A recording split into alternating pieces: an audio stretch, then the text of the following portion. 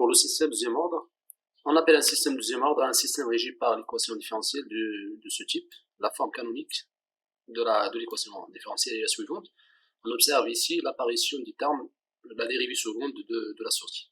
D'accord? Ça, si on a par exemple ici, cette équation, ça, c'est un système premier ordre. Donc une constante multipliée par la dérivée première. Un système deuxième ordre, par contre, une constante multipliée par la dérivée seconde, plus une autre constante multipliée par la dérivée première, plus s de t, plus égal à k fois e de t. Donc toujours la forme canonique, il faut faire attention ici, toujours le coefficient égal à 1 de s. Alors, si deux constantes, le facteur de la dérivée première et le facteur de la dérivée seconde, alors le premier ici, c'est 1 sur oméga n carré. Ça veut dire oméga n, c'est la pulsation propre du système. Et ici, le deuxième coefficient, il s'écrit de la façon 2xi. Ça, c'est une lettre grecque qui s'appelle xi. Donc je vais écrire ça. Alors, 2xi divisé par oméga n. Alors, de la même façon, on applique la transformation de Laplace sur les termes de l'équation différentielle.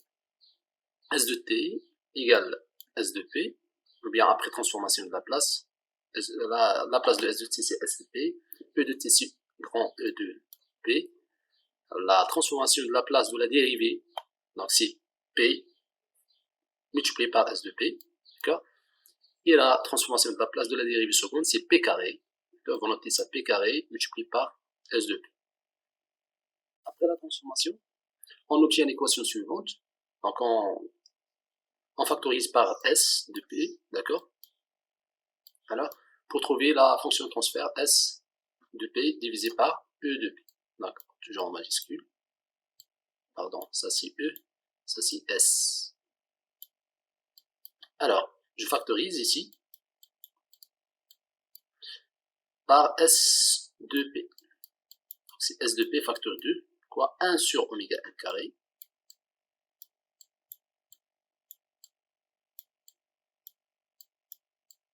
Plus 2xi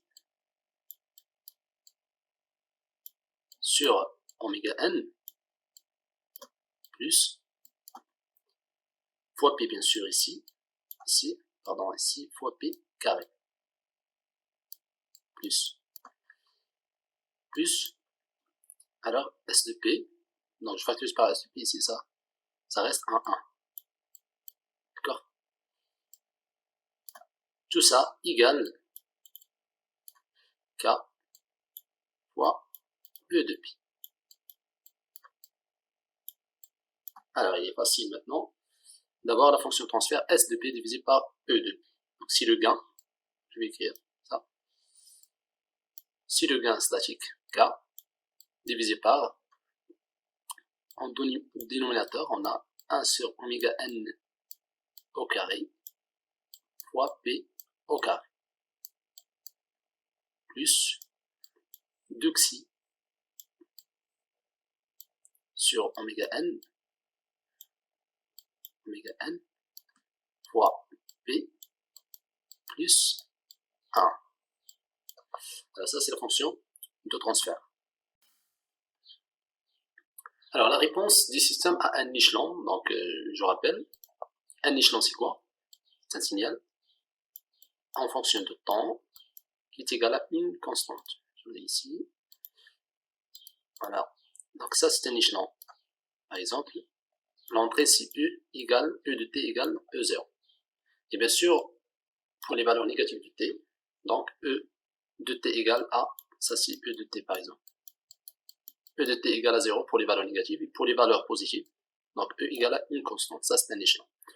Alors la réponse du système à un échelon, si on donne ici un échelon de valeur E0, d'accord, voilà la valeur finale.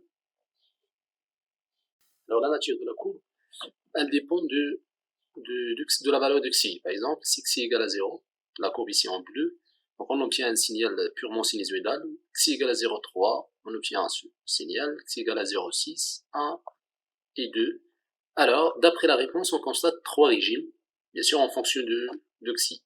Si xi est strictement supérieur à 1, on obtient un régime apériodique. La courbe ou xi égale à 2, on mauve ici. Si xi égale à 1, régime apériodique critique, et si xi inférieur à 1, on obtient un régime pseudo-périodique.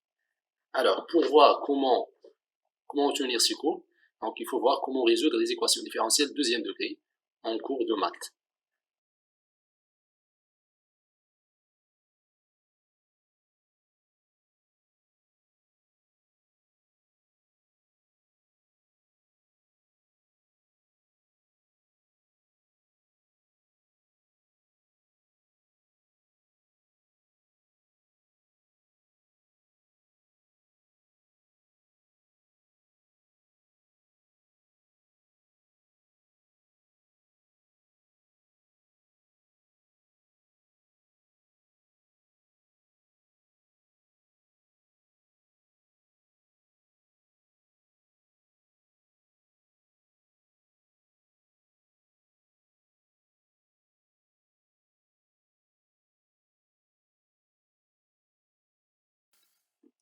Alors, pour trouver la réponse en régime permanent, on va prendre la fonction de transfert ici, la sortie sur l'entrée, bien sûr en fonction de la fréquence, en fonction de la variable p, qui est égale à cette expression.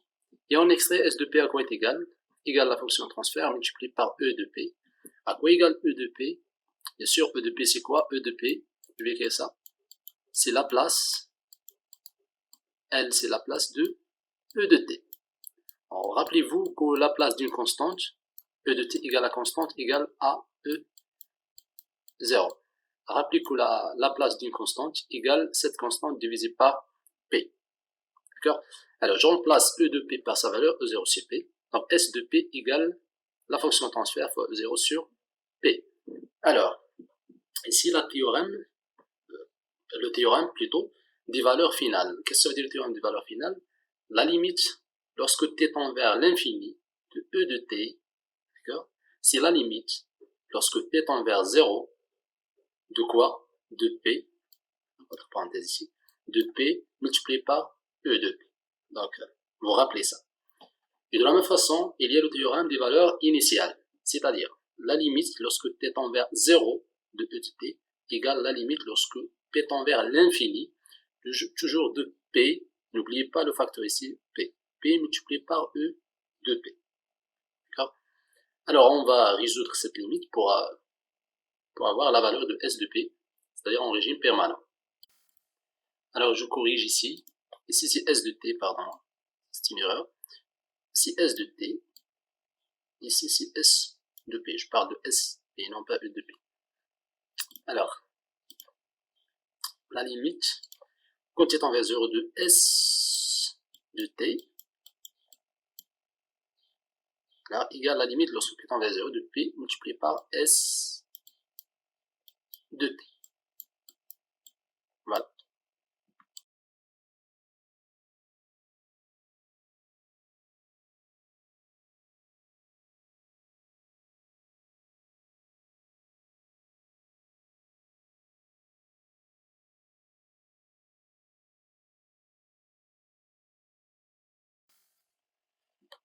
Alors, on va écrire ici la réponse.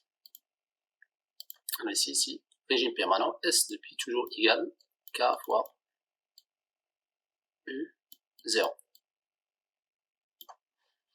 Alors, la précision, ou bien ce qu'on appelle l'erreur statique, c'est e0 moins s de pi. Tout simplement, je remplace e0 moins k multiplié par e0. Et je factorise par e0, facteur de 1 moins k. Alors, remarquez que si k égale à 1, je suppose, exemple, a égale à 1, donc l'erreur statique à quoi est égale? Si je remplace ici k par 1, donc 1 moins 1, ça fait 0. L'erreur statique est nulle. On parle d'un système bien précis. Alors, maintenant le temps de réponse à 5%. Pour le temps de réponse à 5%, pour les valeurs de xi, je vais écrire ça, xi inférieur à 1, on va admettre la formule suivante. Donc, temps de réponse à 5% à peu près égal, on va admettre ça, égal 3 divisé par oméga n multiplié par xi. Voilà.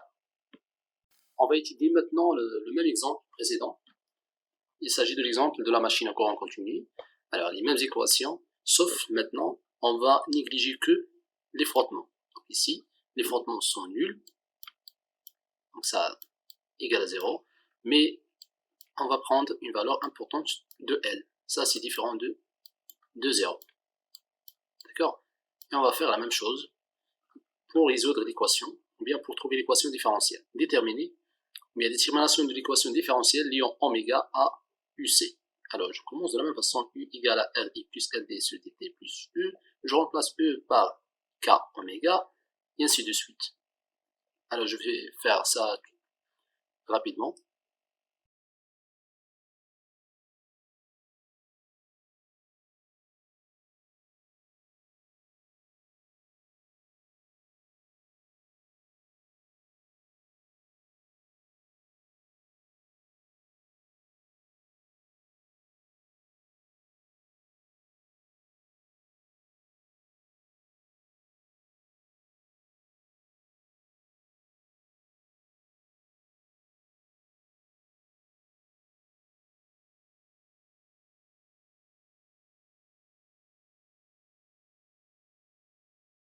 Je vais maintenant réécrire la réponse qu'on a trouvée auparavant. Alors, U égale R G sur K fois oméga point, c'est-à-dire la dérivée première en fonction du temps, plus LG sur K toujours, pour la dérivée seconde, plus K fois oméga. Alors ça, c'est l'équation différentielle, deuxième degré. Ici, elle n'est pas écrite sous la forme canonique. Pourquoi? Parce qu'ici, on a un facteur de K, il faut se débarrasser de ce facteur. Donc, tout simplement, on va diviser par K tous les termes. Alors, ici, AU sur K égale RG sur K à la puissance 2 fois oméga point plus LG sur K au carré oméga 2 point plus oméga. Voilà. Maintenant, c'est l'équation différentielle deuxième degré sous la forme canonique, avec le facteur ici, le facteur SG sur K carré, qui est égal, c'est 1 sur oméga n carré. Et l'autre facteur ici, de oméga point, qui est égal, hein, je l'écris ici, ça c'est 2 xi sur oméga n. Alors, et on peut extraire à quoi est égal xi et à quoi est égal oméga n.